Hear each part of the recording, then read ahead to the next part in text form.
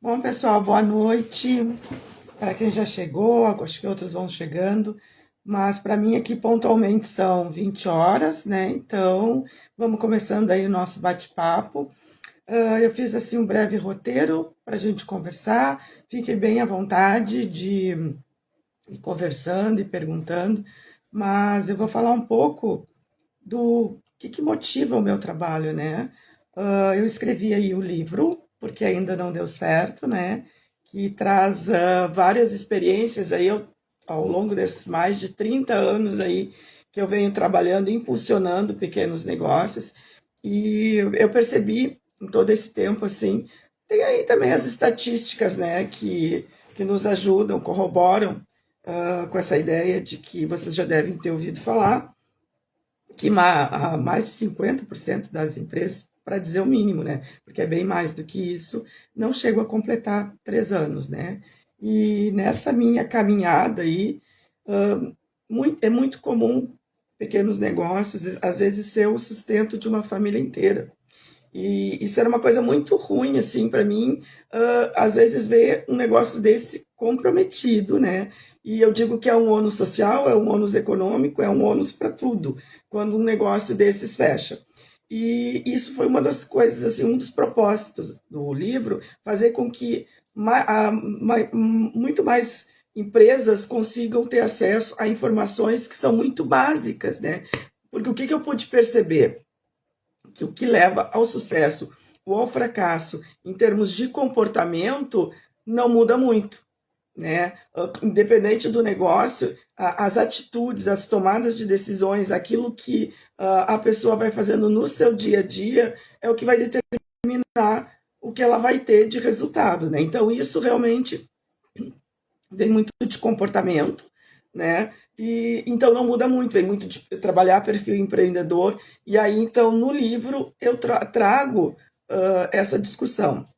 Como eu percebi, eu chegava às vezes nas empresas lá, fazia o diagnóstico, aí saía, fazia a proposta de trabalho, né? Voltava lá 15, 20 dias depois, e é muito comum o empresário não ter feito, né? E aí me dizer que não teve tempo, que conversou com o sócio, que conversou com a esposa, enfim, várias desculpas para o não fazer. E então aí o que eu fiz? O livro é dividido em duas partes. A primeira parte eu falo só de pessoas, né? De comportamento e essa, vamos dizer assim, as ações mesmo, né? Que levam, que pode tanto nos empatar em termos de resultado, tanto pode nos elevar, né? Então a primeira parte é só de pessoas, é como se fosse assim uma preparação para a gente trabalhar na segunda parte, no que eu chamo de livro 2, que aí é a parte de negócios mesmo, aí eu trago todas as estratégias. Só que não adianta a gente ter a melhor estratégia do mundo se ela não é executada. Então, por isso que na primeira parte eu faço a preparação ali de pessoas e na segunda parte, então, eu trago a parte de estratégias. E aí, assim, eu começo falando para vocês outro dado, além desse da mortalidade de empresas. A gente tem dois tipos de empreendedorismo, né? O empreendedorismo por oportunidade e o empreendedorismo por necessidade. Aquele por oportunidade é geralmente o que tem mais chance de sucesso, é o que dá mais certo. Porque normalmente, se é por oportunidade, a pessoa já está dizendo, ela identificou uma oportunidade, um nicho que não está sendo atendido, alguma coisa que ela tem de diferente que o mercado ainda não percebeu e que é viável. Então, ela já parte de alguma coisa favorável e aí ela, quando é por oportunidade, provavelmente ela vai fazer os estudos que tem que fazer, vai buscar informação, vai ter aquele tempo, porque ela não está, vamos dizer assim, desesperada para o retorno do investimento, que é o que acontece quando o empreendedorismo ele é por necessidade. Então, assim, ó, normalmente quando o empreendedor vai colocar um negócio por necessidade, ele já quer que no mês seguinte ele já tenha o retorno do investimento. E a gente sabe que isso não acontece, né? No mínimo, assim. Se o negócio der muito certo, se fizer tudo certinho, mais ou menos um ano, começa a ter assim, realmente retorno do investimento. Antes disso é por ilusão. E aí o que eu coloco, né? Vamos mudar essa situação. Não atrapalhar o empreendedorismo por oportunidade, mas fazer com que o empreendedorismo por necessidade também comece a trabalhar com as mesmas chances de sucesso, né? Então, é isso uma das coisas que eu trago. E aí, assim, ó, quando eu procuro trabalhar tanto aquele que vai colocar um negócio, quanto aquele que já tem um negócio. Mas falando de quem vai trabalhar, vai começar um negócio, a princípio, ele às vezes tem uma ideia ou um sonho, alguma coisa assim, né? E não sabe nem por onde começar. Então, isso tanto para quem tem negócio, mas para quem vai começar, uma das coisas principais, a primeira, eu digo, é a busca de informação. Principalmente informação do mercado. Duas coisas, né? Informação do mercado, e quando eu falo mercado, eu não estou falando apenas de cliente, porque o mercado ele é composto, né, por três partes, né? O fornecedor, o cliente e a concorrência. Então, esses três âmbitos assim do mercado é a primeira coisa que eu tenho que olhar quando eu estou começando. Mas também, se o meu negócio está tendo problema e não está dando certo, eu também tenho que olhar para isso. E aí vem outra questão, né? Que é a questão da informação, busca de informação. E aí, isso aí é um pensamento meu, né? Que eu acredito até que a informação inadequada ela é muito mais negativa e prejudica muito mais do que a pessoa começar um negócio sem informação nenhuma.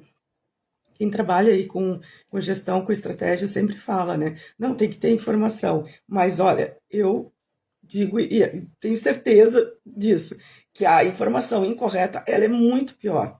Porque se tu não tem informação nenhuma, provavelmente vai indo, né, com mais cuidado. Não tem toda a informação, então vai indo com mais cuidado. Agora, se tem uma informação incorreta, acreditando que a informação é viável, é correta, né, é capaz de apostar todas as suas fichas ali. Então, eu acho muito mais prejudicial. Mas o ideal mesmo é buscar informação confiável, né? Informação com fontes. E a gente vai trabalhar aí com estatística, com dados, né? Não é com achômetro, como a gente diz.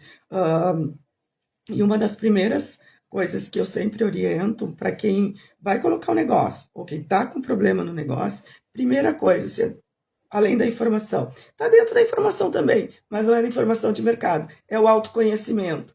Porque muitas vezes eu cansei de entrar dentro de empresa com muito problema de gestão, e aí quando a gente fazia lá o diagnóstico, o grande problema era o gestor. Né? Ele que era o grande problema da empresa. Né? Ele falava da equipe, falava dos funcionários, mas na realidade não tinha uma boa comunicação, não tinha estratégia, enfim. Então a primeira coisa assim, é o autoconhecimento. E a gente tem, hoje em dia, vários perfis de empreendedor por aí, mas eu gosto de trabalhar com aquele que é raiz, assim, que é o do McLean, que é aquele psicólogo e estudioso americano, que foi o primeiro, né, que olhou para isso. O que ele fez? Ele mapeou várias empresas, negócios que davam certo e vários negócios que não davam certo. E a partir daí então ele traçou um perfil, né? O que as pessoas, aquelas que o negócio dava certo, faziam, né? E aquelas que o negócio não dava certo também. E aí ele conseguiu, então, fazer esse perfil empreendedor que é mundialmente utilizado até hoje, né? Inclusive, assim, em workshops de alta performance, ele é utilizado esse perfil e eu gosto muito. Então, assim, ó, uma das coisas que eu sempre oriento tipo, quase em primeiro lugar, essas duas coisas, né? Então, primeiro, até antes da avaliação do mercado, avalie o perfil empreendedor. São 10 características distribuídas em 30 comportamentos. Tá? Avalie ali. Normalmente, as pessoas não têm todas as características, tá? Às vezes elas pontuam mais em duas ou três, e aí as outras elas podem ir trabalhando. E tem testes que a gente pode também fazer para verificar como que a gente está. Então, assim, ó, duas coisas. Fazer a avaliação do perfil, né? Que também não deixa de ser busca, só que é uma busca interna de autoconhecimento. E a seguir, tá, eu vi que eu tenho que trabalhar 3 comportamentos que eu ainda não desenvolvi muito. Tá, então eu trabalho aquilo, porque, gente, isso é impressionante a diferença que faz a gente ter uma ou outra falha no perfil. O que que acontece também? Às vezes, a pessoa não consegue trabalhar determinado característico, comportamento. Então, tem sociedades que dá certo. Às vezes, aí um é bem técnico e o outro é bem da parte de gestão e administrativo. Também pode acontecer, mas se a pessoa está sozinha, o melhor a fazer realmente é olhar o perfil, ver aquelas características que eu domino e aquelas que eu não domino. Ponto. Ok, tenho isso mapeado, tenho esse autoconhecimento, então agora sim, eu vou para buscar as informações de mercado, né?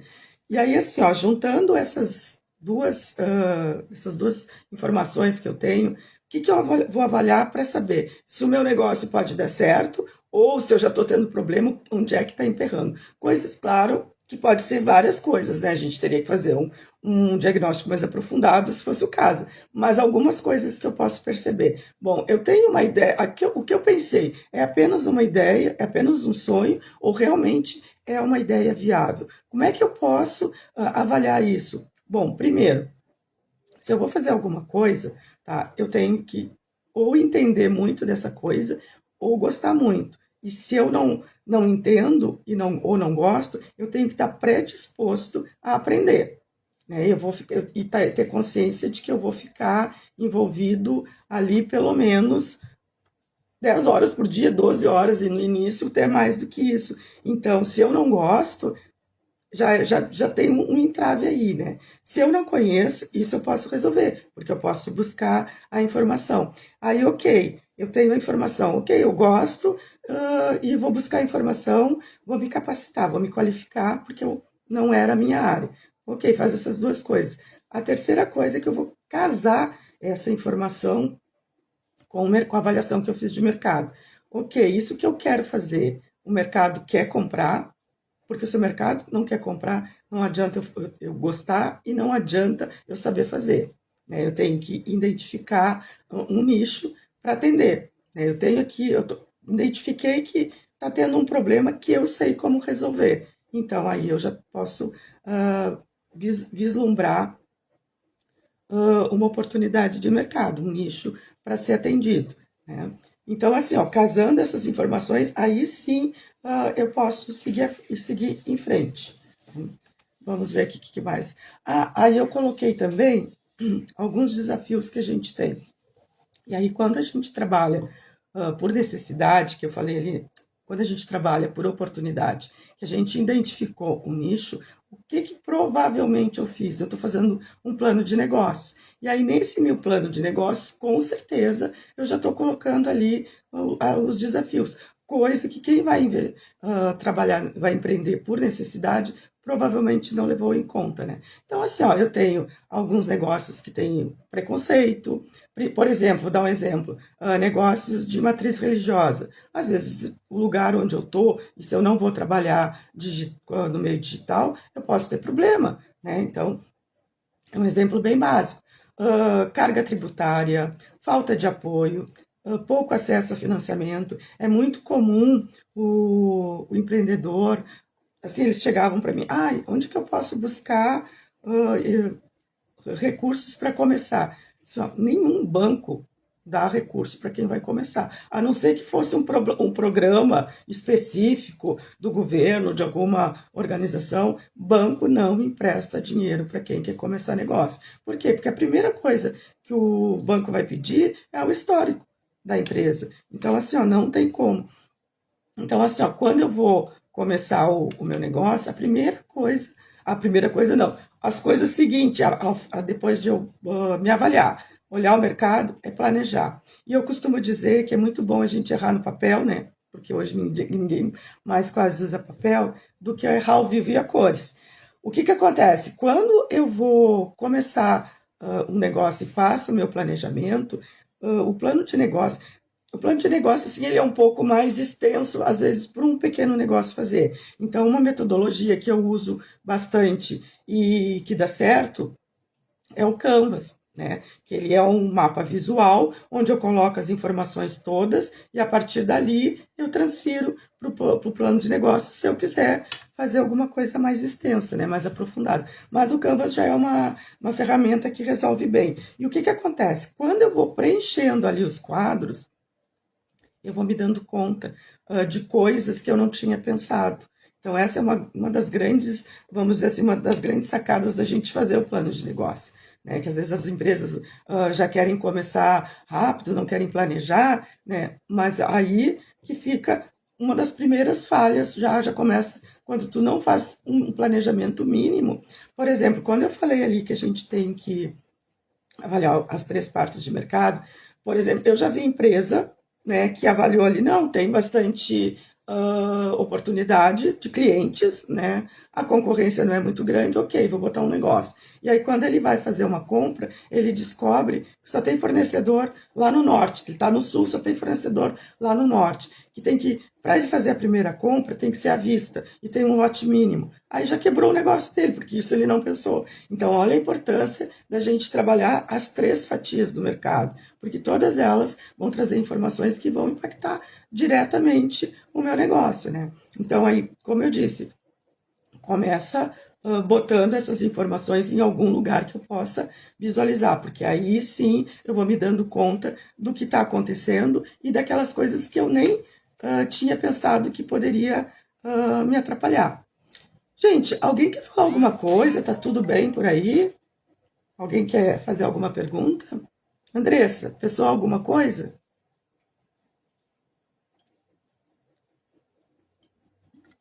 Gente, isso aqui não é cerveja, é água. Então vamos continuar. O que é o sucesso?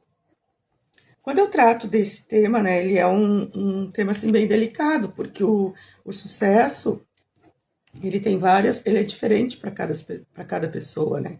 Por exemplo, alguém que conseguiu um emprego numa multinacional pode achar que aquilo ali ele alcançou o sucesso, enquanto que se a pessoa tem uma matriz empreendedora muito desenvolvida, já não vai gostar de ficar trancado dentro de uma empresa, embora que a gente tenha uma das vertentes do empreendedorismo, que é o intraempreendedorismo, que é quando eu estou trabalhando dentro de uma empresa, mas eu trabalho todas aquelas características de um empreendedor, né? Mas então, primeira coisa, então a gente avalia o que é o sucesso para cada pessoa.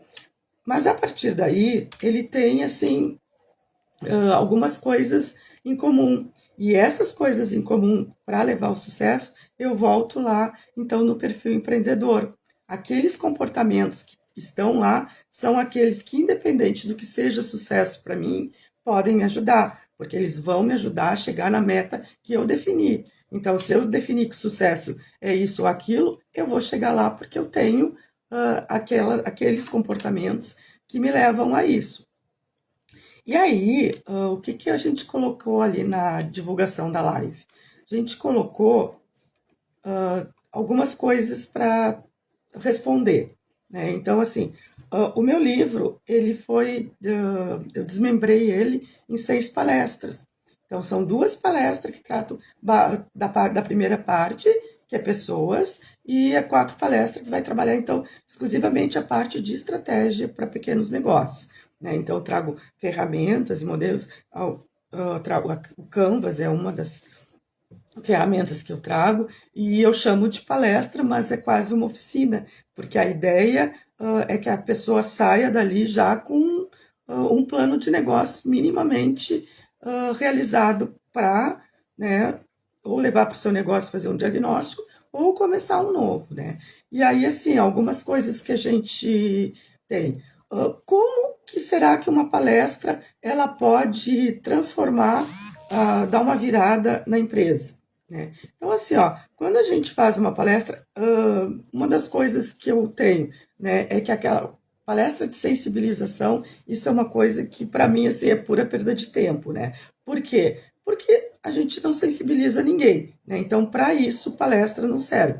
E eu sempre deixo bem claro que eu não faço nenhuma palestra de sensibilização, porque a sensibilização, ela vem de dentro, ela é um sentimento. Então, não é de fora para dentro. Vocês já devem ter notado que vai lá numa palestra de, de motivação, aí no primeiro, segundo dia, ok, tá todo mundo motivado, no terceiro já não. Então, é uma coisa que não funciona. Ninguém, né, traz esse tipo de sentimento para outra pessoa. O que a gente pode fazer é criar condições para que a pessoa mesmo se motive. E aí sim a gente cria essas condições dentro da empresa, com várias coisas. Por exemplo, uma das coisas que é vamos dizer assim, um pensamento bem comum e que não é verdadeiro, é que todo funcionário, todo colaborador, ele é motivado por ganhos financeiros. De jeito nenhum. Tá? Isso está mais do que comprovado que não é verdade. Até porque é a mesma coisa que acontece com a palestra de motivação, né? Se tu tem um recurso financeiro extra, no primeiro, no segundo mês, ok, ele faz diferença, mas a partir do momento que tu já incorporou nos teus ganhos ali, já arranjou onde gastar ele já nem é mais motivação. Então, assim, a gente tem, para criar condições para que uma equipe, ou o funcionário se motive, ele pode tem funcionários que deixam às vezes de ganhar menos, às vezes optam por ganhar menos, mas trabalhar numa empresa onde eles tenham mais segurança, ou trabalhar numa empresa, assim, ó, alguns se motivam por status, alguns por segurança, outros por liberdade, e uma das coisas que é bem importante, assim, que hoje a gente tem bem presente é a questão da saúde mental, né? Então, tem muita gente que às vezes pode optar por ganhar um pouco menos, mas preservar a sua saúde mental. Então, assim, ó, esse tipo de questão para fazer uma palestra, não concordo. Mas o que uma palestra pode fazer? Ela pode, assim, muitas vezes romper aqueles padrões automáticos, né? Que a empresa está indo lá num rumo, e a partir dali, então, criar uma oportunidade para voltar a conversar, enfim. Ela pode criar momentos coletivos de reflexão, e aí sim a gente pode aproveitar para trazer conteúdos, né? Outra coisa que a palestra pode fazer, conectar emoção com propósito. Peter Drucker, que é um autor aí, dos pais da administração, né? Ele tinha uma frase que eu gosto muito, que ele dizia assim: conseguir provocar uma emoção em alguém, era isso que eu queria, porque as estratégias passam, mas as emoções ficam. E isso é bem verdade, né? Então, assim, a palestra, ela pode criar um campo favorável para que a gente traga essa emoção e trabalhe propósitos, né? Ela também dá direcionamento para mudanças, por exemplo, que uma equipe, um grupo, uma empresa queira dar o start, ela pode começar com uma palestra, porque a palestra ela não vai fazer milagre, ela não resolve tudo, mas ela tem, então, assim, todas essas competências para realizar essas ações, né? Outra coisa que ela faz também, acelera o engajamento. Muitas vezes a equipe está tendo algum problema de comunicação, enfim, e depois até mais adiante ali eu vou falar um pouco mais sobre isso. Então, a palestra, dependendo se ela é bem conduzida, tá? É uma das coisas que ela faz. Então, acelera o engajamento e a própria comunicação da equipe, né? E agora sim, ó, uma das coisas que foi pedido que eu falasse era quais temas têm mudado a mentalidade, assim, e os resultados da equipe. Aí eu fiz até aqui uma listinha, assim, como são 8, até vou pegar minha cola aqui. Uma das coisas que a gente está percebendo, assim, bastante, tá? É o uso da inteligência artificial dentro do que a gente já faz. Como que ela pode ser aproveitada? Eu digo que tudo na vida tem dois lados, né? Tudo tem o lado bom e o lado que não é bom. Então, assim, a inteligência artificial não foge disso, tá? Ela tem muita coisa boa, que ela pode facilitar dentro da empresa, afinal de contas foi para isso que ela veio, né? Mas, ao mesmo tempo, também ela tem muita coisa que não é legal. Que a gente sabe aí, né? Que as pessoas usam Há pouco, agora essa semana ainda, eu estava vendo uma reportagem de uma menina lá de uma faculdade americana que está processando a faculdade, pedindo o dinheiro dela de volta, porque ela descobriu que o professor fazia todas as aulas com inteligência artificial. É que o problema é que ele não se deu nem ao trabalho de tirar ali, quando está ao final, né, do que a IA sugere, ela coloca ali, e ele não se deu ao trabalho nem de tirar isso. Então, essa pessoa está processando a universidade. Então, assim, é como a gente vê, né? Mas isso depende da pessoa, como tudo na vida, né? Ou a pessoa tem ética ou não tem, enfim. Mas esse é um tema bem presente. Saúde mental é o outro tema bastante presente dentro das empresas. Esse, desde o ano passado, assim, eu vejo que as pessoas têm me pedido para opinar e fazer artigos sobre isso, né? E eu tenho buscado. Outro tema bastante presente é a comunicação consciente e a escutativa. Por que, que isso é uma coisa presente? Isso aí também foi outras.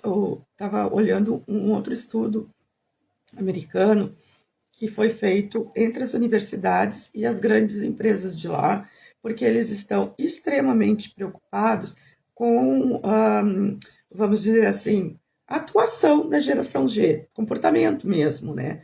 Da geração G, não, da geração Z. Tá? O que, que eles têm observado, assim, que é uma geração bastante qualificada em termos tecnológicos, mas que não consegue dar um propósito de mercado, um propósito mais útil para a sociedade. Para isso, eles têm conhecimento, mas usam isso para coisas mais banais do dia a dia, né? Ou rede social, alguma coisa assim. Ou seja, não são coisas que possam trazer ou ganho financeiro, se transformar num produto, ou ganho para a sociedade, enfim. Não consegue dar um direcionamento prático para o conhecimento. Outra coisa que eles têm percebido também é uma geração com muita dificuldade de interação pessoal, trabalho em equipe, esse tipo de coisa. Por quê? Porque desenvolveu muito a comunicação através da telinha, né? Não tem muito relacionamento. Isso aí, gente, não é nem coisas que a gente acha. Eles fizeram um levantamento da atuação, dos resultados desses jovens, né, aqui dentro das empresas. Tanto que é um estudo entre as empresas e as universidades, né? E a proposta, bom, depois eu falo da proposta deles, porque outra coisa que eles notaram também, assim, é como essa geração está fora da realidade, né? Eles pensam, não que seja errado aqui, sem juízo de valor, estou apresentando o estudo. É uma geração que quer ganhar muito, não trabalhar muito, pouca responsabilidade, então isso realmente é totalmente fora da realidade de mercado, né? Então, assim, por que a preocupação deles? Porque essa é a geração que daqui a poucos anos vai dominar a economia e vai estar na mão dessa geração grandes decisões do mundo, da política, enfim, né, da sociedade, da economia. Então, assim, o que, que eles se deram conta é que os recursos humanos das empresas têm que começar a fazer alguma coisa agora. Então, esse, assim, é outro tema que, entre palestras, está sendo bastante trabalhado, né?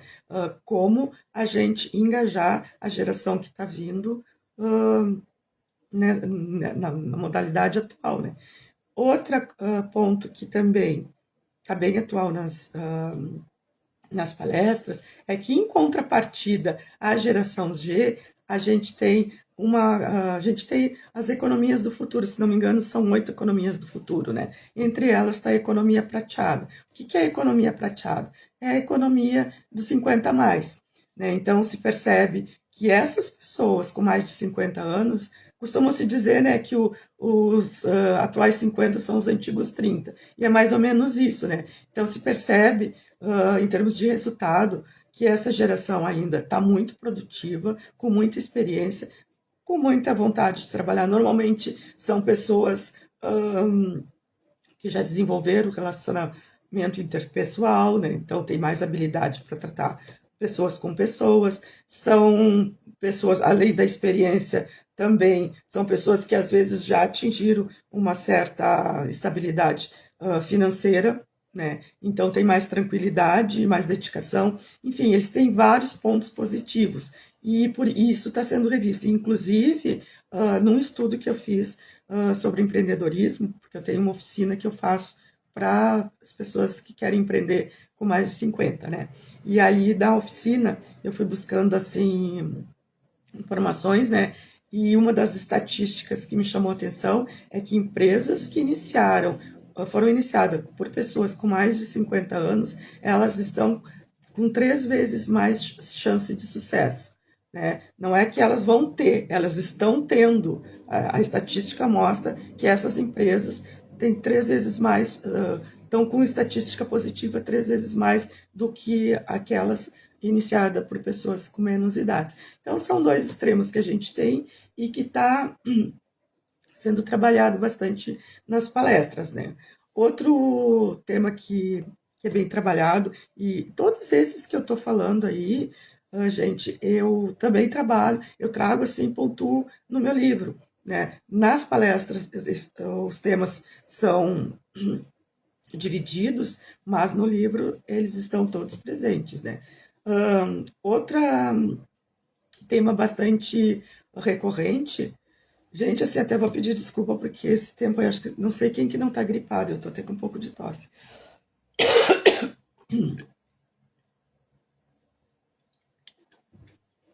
Outro tema bem recorrente, tá? É trabalhar o propósito e cultura. O que que quer dizer isso? É quando a comunicação com o meu time tá alinhada, eu consigo alinhar isso ao propósito da empresa, né? Filosofia. Porque quando essas coisas estão desalinhadas, é tudo para dar errado, né? Então, assim, quando eu trabalho esse tema, eu gosto de trabalhar uma estratégia que é a estratégia do círculo dourado. É uma coisa muito simples, mas que era usado lá pelo Walt Disney, pelo Steve Jobs, né? Então eu digo, não precisa dizer que são pessoas de sucesso, se eles usavam é que dava certo, né? Como é que funciona o círculo dourado? Para quem não conhece, ele inverte o jeito que a comunicação é feita. Tá? Normalmente, quando o gestor ele chega na empresa, ele vai dizer o que tem que ser feito. Ponto. Muitos vão fazer, outros não. O círculo dourado, ele troca. Então, ele diz assim, ó, que quando o funcionário ele entende o porquê, a razão que aquilo vai ser feito, ele já se predispõe a escutar. Né? Ele já abre o pensamento dele para escutar, porque quando o gestor chega e só diz o que tem que ser feito, muitos vão dizer, não vou fazer, não concordo, enfim. Então, na técnica do círculo dourado, eu trabalho isso. Eu digo por quê, o propósito. Gente, exemplo, gente, nós vamos fazer isso, porque se a gente não fizer isso, a empresa vai ter prejuízo financeiro e vão haver demissões. E eu não quero que isso aconteça. Bom, se eu digo isso, com certeza as pessoas vão se predispor a me escutar. Então, primeiro eu digo a razão. Né? A segunda parte, né, então eu vou dizer como que isso vai ser feito. Bom, a gente vai desenvolver tal estratégia. E aí as pessoas já estão escutando, né? E aí só no final eu digo o que, né, que a gente vai fazer. Então, assim, é um tipo de comunicação que comprovadamente dá certo, né? Então, aí eu trabalho propósito e cultura.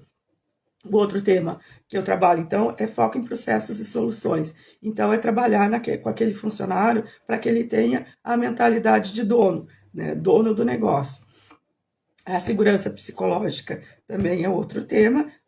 Isso aí até eu já falei ali quando a gente falou da saúde mental, né?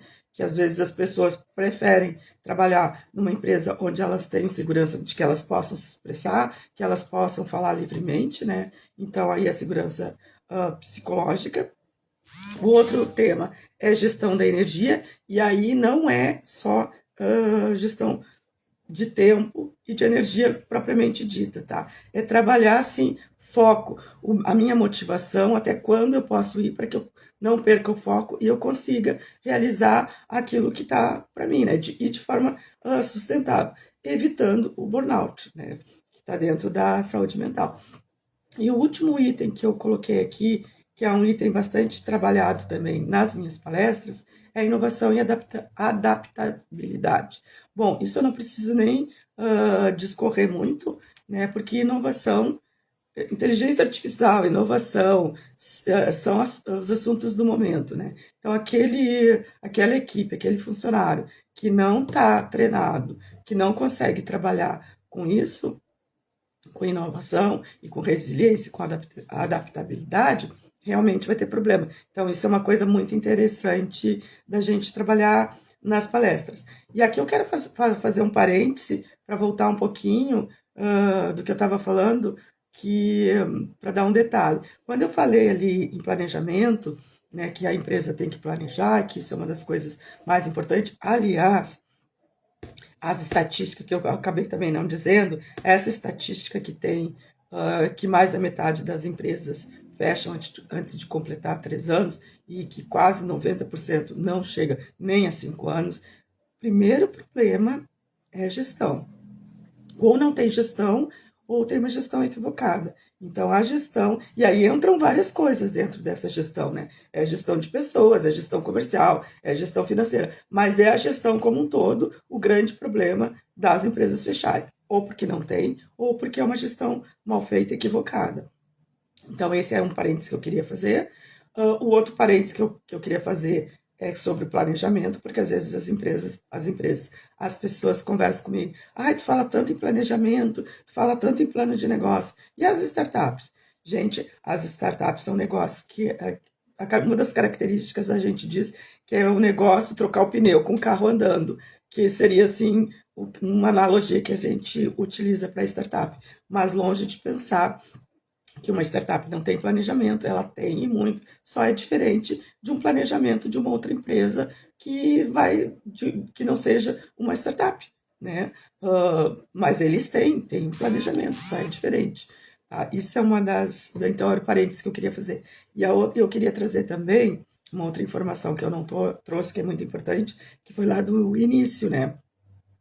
Quando eu falei ali que uma dos propósitos e da motivação do livro era que, de alguma forma, eu conseguisse contribuir para que um maior número de empresas não fechasse, né? Então, levando a informação ao maior número possível de empresas, é que, por exemplo, além do impacto que traz, hoje no Brasil, 99% das empresas são pequenos negócios. O que é? Olha a dimensão disso. Quer dizer que apenas 1% são grandes empresas ou multinacionais. Quer dizer que de cada 100 empresas, 99 são pequenos negócios e uma vai ser uma empresa grande, né, de grande porte. Então, olha a importância dos pequenos negócios, né? Dentre todas aquelas que a gente já sabe. E aí, assim, ó, eu estava falando lá no início, né, que a palestra ela não resolve tudo, claro que não. E, por exemplo, a questão da motivação é uma coisa que ela não resolve, mas, e aí eu trouxe ali alguns dados, né, algumas situações que ela pode ser muito útil. E aí entra a parte do gestor, da liderança, né? Como que ele pode, então, utilizar, a partir daqueles tópicos ali que eu levantei, como que ele pode levar essa transformação para dentro da empresa dele. Então, também eu trouxe aqui alguns dados, tá? Eu volto a pedir desculpa para vocês, que vocês devem estar vendo o meu estado aqui de gripe, de tudo, mas a gente tinha esse compromisso marcado e longe de mim deixar de fazer, tá? Então, eu até peço desculpa porque até a minha voz está rouca. Então, assim, ó, como que esse líder vai pode levar essa transformação para dentro do negócio dele? A primeira coisa é levar muito a sério a palestra. Porque o que acontece, assim, às vezes a palestra ela é contratada só para, vai ter uma feira, eu tenho que colocar alguma coisa ali. Eu tenho que levar algum palestrante por algum motivo. Então, não usar a palestra como apenas um adorno, mas realmente com um propósito, né? Outra coisa bem importante, se é uma empresa que está trabalhando a sua equipe, conectar o conteúdo da palestra com o propósito da organização, né? Com o que ela está pretendendo fazer. Às vezes a empresa está lá, é muito comum contratar empresa em final de ano, contratar empresa em início de ano. Então, nesses momentos, pode então pegar o que a empresa já tem de planejamento, né, e conectar e brifar o palestrante para que trabalhe dentro daquele conteúdo. Então, isso é uma outra forma de levar essa transformação. Um terceiro item que pode fazer a diferença, tá?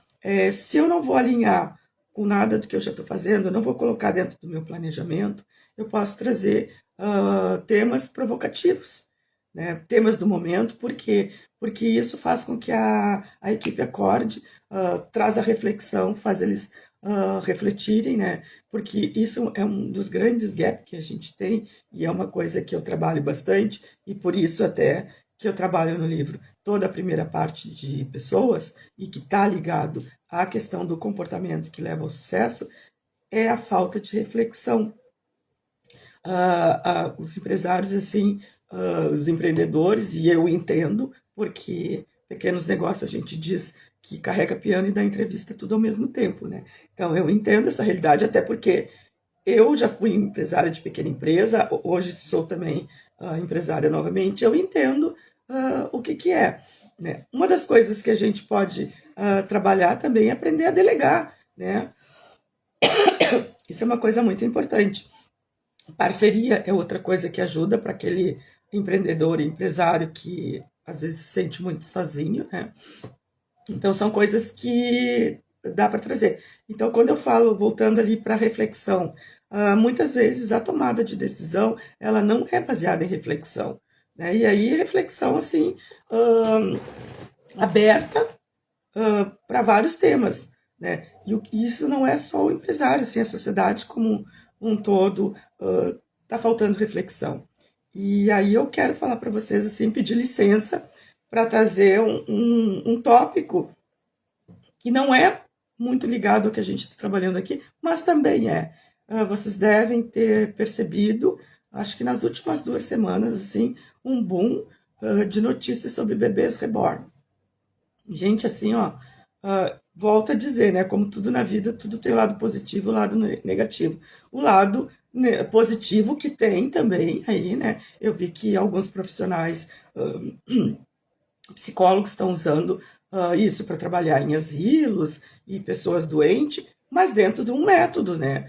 Agora, infelizmente, isso é o mínimo. A grande maioria é aquela loucura de inconsciente coletivo, e bem inconsciente mesmo, né? Literalmente inconsciente coletivo, porque é uma loucura, assim, o que eu tenho visto em termos de notícia. Então, isso prova o quanto a nossa sociedade está carente de reflexão. E é claro que isso é levado para os negócios, né? Então, aí tem tudo a ver, faz o link lá com o início daquilo que eu estava falando, dos comportamentos e as tomadas de decisões e as ações do nosso dia a dia que levam ao sucesso ou não. Tem a ver com reflexão e muito, né? Então, assim, voltando aqui, né, escolhendo temas provocativos e transformadores, eu posso provocar que a minha equipe, então, seja levada à reflexão, parar um momento para reflexão. E aí depois eu tenho o último ali, que é bem, esse é bem importante, gente. Quando eu contrato uma palestra, não olhar para a palestra como se fosse um evento único. Né? Eu tenho que criar um plano pós-palestra. O que eu vou fazer com aquele conhecimento que eu levei ali, afinal de contas, eu trouxe alguém para falar, enfim, remunerei aquele palestrante, o que eu vou fazer com isso depois que a palestra terminar. Por isso que, então, é interessante ali, como eu falei, a palestra ela está ligada a algum projeto que a empresa já está fazendo, né? Que ela esteja, então, dentro do planejamento.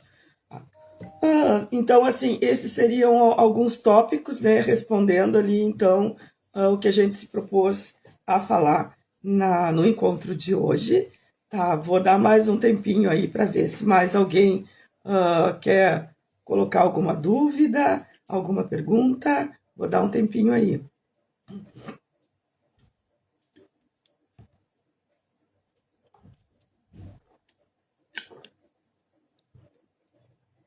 Outra coisa que eu quero trazer em relação aos pequenos negócios ali, coisas que auxiliam, né? Que eu disse que o pequeno empresário ele dá entrevista e carrega piano ao mesmo tempo, né? Outra coisa bem importante, então, para os pequenos negócios é a parte de network. É extremamente importante porque dentro do network eu posso não só trabalhar a parte de relacionamento, né, que é o que a gente sempre entende como um aspecto comum quando a gente vai fazer, quando fala em network, né? Mas não. Por exemplo, eu tenho participado de várias comunidades de empreendedorismo aí, e não é só network que a gente faz, a gente também se qualifica, né? A gente tem acesso a conteúdo, que é outra coisa bem importante, e a gente amplia os nossos horizontes, né? Então, isso é uma coisa bem importante para quem é pequeno. Eu sei que, assim, ó, como eu disse, né? O tempo é pouco para fazer planejamento, para pensar em tudo, para fazer network, mas não adianta, é importante, a gente tem que fazer. Muitos dos clientes que eu atendi, assim, e isso é uma coisa bem comum, né, é ficar muito no operacional. Bem comum não, na realidade a maioria, assim, fica muito no operacional. É um excelente técnico, entende muito do seu negócio, mas ele não é um estrategista. E o que que acontece, né? A gente tem ali três níveis de atuação dentro da empresa. Eu tenho nível estratégico, eu tenho nível tático e eu tenho nível operacional. O que que o pequeno negócio faz? Ele fica sempre no operacional. Mas o que que acontece? No nível estratégico, quem tem que fazer isso é o empresário, o líder, né? E não tem outra pessoa que possa fazer por ele. Por mais competente que ele tenha um funcionário, esse funcionário, ele provavelmente vai trabalhar do tático para baixo. Porque quem define onde quer chegar, quem define os seus sonhos, é o dono, é o líder. A partir do momento que ele definiu, aí eu passo então para o nível tático, que seria lá o nível de gerência e coordenação, que vai pegar tudo aquilo que eu pensei e vai botar para funcionar, e vai levar isso para o operacional. Né? Então aí o operacional lá é a ponta mesmo, quem faz, vamos dizer assim, que seria o chão de fábrica. E aí o que, que os pequenos empresários fazem? Eles ficam só lá no operacional. E aí quem é que está pensando para onde a empresa vai? Né? Não tem ninguém. Então, vou dar um exemplo bem comum, assim. Alguns anos atrás, eu trabalhei com um sindicato de indústrias aqui de Porto Alegre, tá? E aí, o meu trabalho era visitar todas as empresas daquele segmento, porque realmente eles estavam com problema em quase todos, né? Em todas as empresas, então se viu que era um problema setorial mesmo. E aí eu fui visitando essas empresas e aí eu cheguei em empresas que até não eram tão pequenas assim, empresas que tinham ali 25, 30 funcionários. Claro que é um pequeno negócio, mas não chega a ser aquele micro, não é uma MEI. E aí o que que acontecia? Uma dessas que eu cheguei, eu fiquei impressionada, tá? Porque o que que acontecia? Tinha lá, era uma fábrica, né, mas que prestava serviços e eles tinham orçamentos. E aí, só que as máquinas lá viviam dando problema. Aí o dono da empresa estava o tempo inteiro lá tentando resolver, porque dizia que as máquinas eram muito caras, que ninguém podia mexer, que tinha que ser só ele. Mas o grande problema dele, que eu estava ali para resolver, era o problema de receita. E aí, tá, começamos a conversar e eu vi na mesa dele, assim, no mínimo 10 orçamentos, pedidos de orçamento, para fazer que ele não tinha feito. E aí eu questionei, né? Olha, eu olhei as datas e questionei, mas esses orçamentos aqui já têm um certo tempo. Muito provavelmente aquelas empresas já tinham buscado outros orçamentos e já tinham contratado, né? E aí foi o que ele me disse. Mas eu não tenho tempo de fazer isso. E aí, olha onde ele está pecando na estratégia, gente. Né? Ele está lá no operacional, então, assim, ó, bons funcionários eu posso ter. Agora, alguém que entre no meu cérebro para ver o que até agora a gente ainda não tem. Né? Então, prestar muita atenção. Isso é um dos grandes erros do pequeno negócio. Né? Não olhar para esses três níveis, estratégico, tático e operacional. Mesmo que seja um pequeno negócio, com duas pessoas, alguém tem que fazer a função de cada um. Tá? Deixa eu olhar aqui que entrou uma pergunta. Ivete, se você pudesse dar 3 conselhos para quem está querendo iniciar com o pé direito como microempreendedor. É aqueles lá do início, tá? Primeira coisa, faz a tua autoavaliação bem sincera. Como tu vai estar sozinha, não mente para ti mesmo. Se algum daqueles comportamentos do perfil tu não tiver, ou tu sentir que precisa desenvolver, e depois se tu quiser me chamar no privado ali, eu posso te passar quais são esses comportamentos, tá? Primeira coisa, faz a autoavaliação, porque sempre tudo parte da gente. A gente é a primeira, é quem toma a decisão. Então, primeira coisa, faz a tua autoavaliação como gestora, tá? Como liderança. A segunda coisa, busca as informações, aquelas que eu falei, né? De concorrência, de fornecedor. E a terceira coisa, avalia também com muita honestidade se aquilo que tu está querendo fazer é só uma ideia, um sonho que tu teve, ou realmente o mercado pagaria para aquilo que tu pretende fazer. Então, são as 3 coisas que eu acho que tu deveria fazer. Uma coisa bem importante, tá? Que também é outra falha bem comum. Quando a pessoa vai botar um negócio, ou se está tendo problema, ela vai pedir opinião, o que eu acho muito legal, né? Aí ela vai pedir opinião ou para os amigos ou para os parentes. Então, assim, eu vou te dizer, se tu tem uma ideia para colocar um negócio, não pede opinião, nem fala, nem para os teus parentes, nem para os teus amigos. Isso é a pior coisa que a gente pode fazer, porque vai nos influenciar de maneira negativa, provavelmente. Primeiro, porque o amigo pode estar querendo dizer o que tu quer ouvir. E segundo, ele não é um especialista. A não ser que ele seja especialista e consiga separar o profissional da amizade que tem, ok, fala com o especialista. Assim, ó, todas as coisas que eu quis fazer na vida, desde as mais simples até as mais complexas, eu sempre vi que tinha que ser um especialista. Vou dar um exemplo assim, ó. Eu tentei aprender a nadar com os amigos me ensinando, não consegui. Eu só aprendi. E quando eu entrei numa aula de natação, aprendi a nadar em 3 dias de frente e de costa, porque tem técnica. Quando eu fui aprender a dirigir, a mesma coisa. Tentei com os amigos, não deu certo. Entrei autoescola, ok. E agora, no meu trabalho, eu vou dar um exemplo bem importante, assim. Vocês viram que estava a Andressa, que é aí da AAS, que é uma empresa de serviços digitais, né? Assessoria virtual. E assim, ó, o meu negócio teve uma diferença imensa quando eu comecei a trabalhar e delegar várias coisas. Contratei a empresa da Andressa e comecei a delegar várias funções para ela. Não só porque eu otimizava o meu tempo, mas também porque era feito com um método. Né? Porque o que eu sou? Eu sou escritora, eu sou palestrante, mas eu até trabalho aí com aplicativo para fazer rede social, mas não é o meu métier, não é o que eu faço melhor. Né? Então, assim, as 3 coisas que eu te diria é isso, né? Busca informação qualificada, busca informação de mercado e avalia se a tua ideia é só uma ideia ou se é potencialmente viável, um negócio potencialmente viável. Né? E aí, planejar. E aí, como eu disse, se tu quiser, chama ali no privado que eu te passo as informações que tu quiser. Tá beleza? Mais alguém quer fazer alguma pergunta? A gente já está aí chegando para o final, né? Temos aí poucos minutos. Fico aí aguardando alguém. Não, gente. Então, assim, ó, eu vou ficando por aqui, tá? Eu agradeço a todo mundo aí que entrou e que participou. Coloco à disposição o meu Instagram. Eu adoro conversar ali pelo privado, tá? Eu adoro, porque assim, ó, eu trabalhar com pequenos negócios, com estratégias, é a minha cachaça. Então, assim, ó, podem me perguntar ali o que quiser. Eu sou muito de mandar material também, tá? Fica bem de boa, assim. Procurem lá as dúvidas que vocês quiserem, que eu vou passando ali as informações, o que eu tiver de material, com certeza eu disponibilizo ali para vocês, assim. E não se preocupe que é free, viu? Não vou cobrar para dar informação ou disponibilizar o material, tá bem?